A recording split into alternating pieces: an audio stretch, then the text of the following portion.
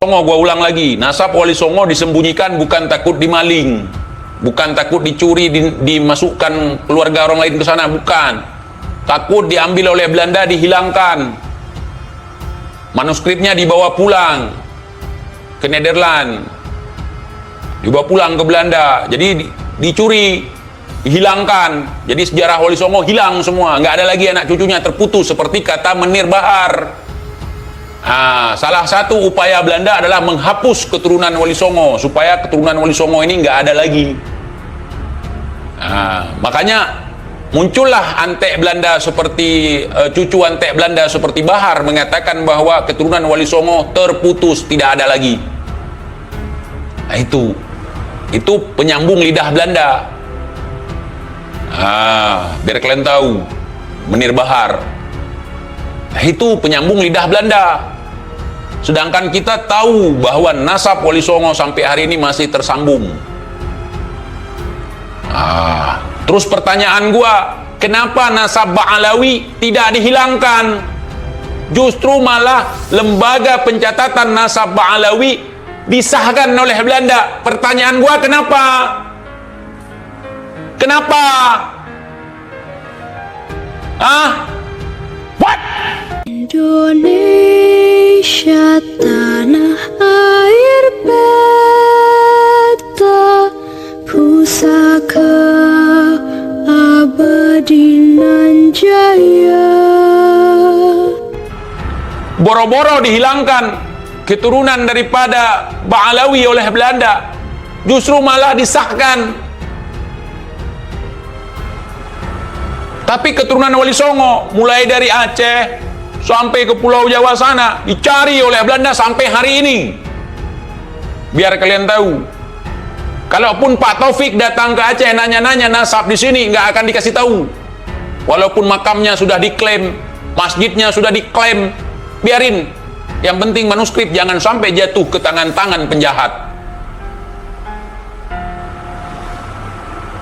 Apa kata datuk kami dulu, hati-hati, jangan suka jual pedang, jual rincong, pusaka peninggalan. Kenapa? Yang mereka cari bukan pedang, bukan rincong. Yang mereka cari adalah nasab, naskah-naskah kuno yang mereka cari. Kenapa? Ketika dikeluarin pedang kan dikeluarin peti, mereka lihat peti, mana? Nyari kitab-kitab zaman dulu untuk dikoleksi oleh mereka. Yang mereka cari bukan itu.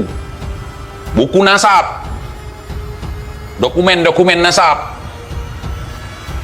Itu yang dipublikasi sekarang kan banyak sampul-sampulnya doang.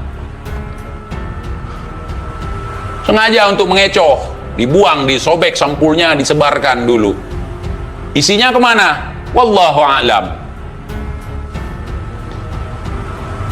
Kita ini 350 tahun Nusantara di bawah Hindia Belanda.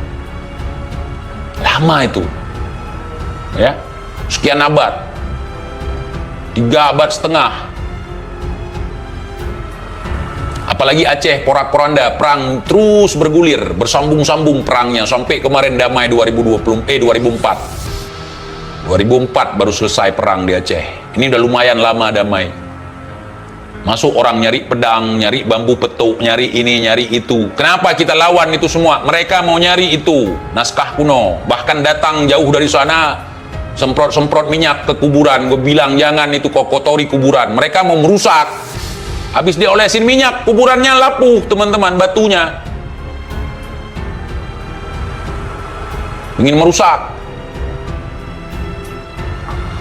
Itu yang kita jaga, ya ikhwan yang ada di Aceh semuanya. Bukan si Rizik yang perlu kita jaga. Makam-makam leluhur kita, nasihat-nasihat leluhur kita, tulisan-tulisan leluhur kita yang perlu kita jaga. Bukan anak kemarin sore yang ngaku-ngaku sebagai waliullah. Bawa-bawa ajaran kagak jelas.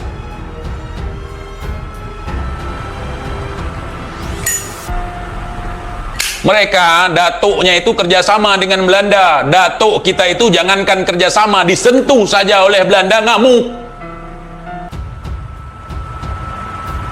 Masih ingat kata-kata Cunyadin?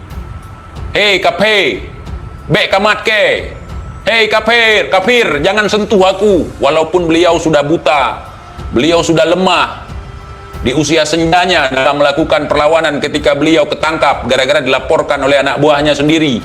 Karena kasihan di tengah-tengah hutan masih bergerilya orang sudah tua, sudah buta. Dilaporkan nama anak buahnya sendiri ke Belanda, disuruh tangkap. Kemudian diasingkan ke Sumedang. Beliau nggak mau dipegang-pegang. Boro-boro kerjasama dapat bintang salib. Tapi nggak ada kita bilang beliau waliullah, nggak ada. Tapi yang dibilang waliullah salib di dada. Gua heran sejarah kalian. Waliullah kok salib di dada?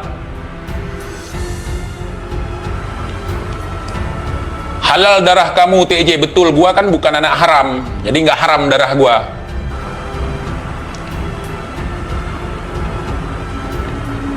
Kalau yang bisa dihilangkan, dihilangkan. Yang nggak bisa dihilangkan, dijilat. Itu ciri-ciri Belanda. Udah mau kalah, ajak islah. Kemudian fitnah orang lain yang ngajak islah sama kita. Belanda, masih ingat perang di Ponorogo, perang Padri, Tuanku Imam Bonjol, kan disuruh turun. Begitu turun islah, di Aceh lagi. Diculik keluarganya, diancam mau dibunuh, ajak islah, keluar semua raja-raja yang sedang bersembunyi, keluar. Nah disitulah ditangkap semua. Nah, makanya mereka sampai hari ini masih nyari itu. Lihat kamu ya TJ nggak lama lagi, gua memang nggak lama lagi bang. Kalau lu kan masih lama bang. TIJ mengatakan, makanya nggak heran. Orang-orang gila pun sekarang jadi wali. Ada 3 hal kalau kita ketemu orang gila yang terlintas di pikiran kita. Yang pertama, untuk zaman sekarang nih, gara-gara doktrin ada 3 hal kalau melihat orang gila. Pertama, kalian akan berpikir kalau itu waliullah. Gak apa-apa untuk berhusnuzon, tapi jangan aneh-aneh. Yang kedua, kita akan berpikir bahwa itu adalah artis yang sedang buat konten prank, Baim Wong misalnya. Yang ketiga, kita akan menganggap bahwa orang itu adalah intel yang sedang menyamar. Betul tidak? Ujar TIJ. Gua malah berdoa jangan sampai gua sempat melihat peristiwa kiamat. Kalau lu nggak apa-apa, barangkali lu yang akan dimatikan paling telat.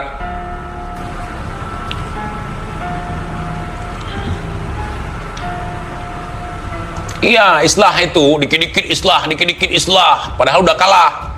Itu Belanda tuh. Kalau mau kalah, udah mau gencatan senjata. Ayo, coba tanya sama Rizik. Kalau nasab Wali Songo disembunyikan, biar tidak dicuri katanya. Terus nasab Bang Alawi kenapa dipamerkan? Terus kenapa nasab Wali Songo hari ini dipamerkan dengan mengaitkan bahwa Wali Songo keturunan daripada Amul Fagih? Nasab yang disembunyikan kita ambil, kita promosikan, kita beberkan di publik. Itu berkhianat bukan? Ini gue bilang sama lu aja nasab Wali Songo ya begini ya nasabnya. Tapi jangan lu beberkan, terus kita beberkan. Kita catutkan ke tengah-tengah, kita catutkan keluarga kita ke tengah-tengah. Itu curi bukan? Begal bukan? Dia mengaku sendiri, cuman nggak sadar. Nih. Indonesia sejak dulu kala tetap dipuja-puja bangsa.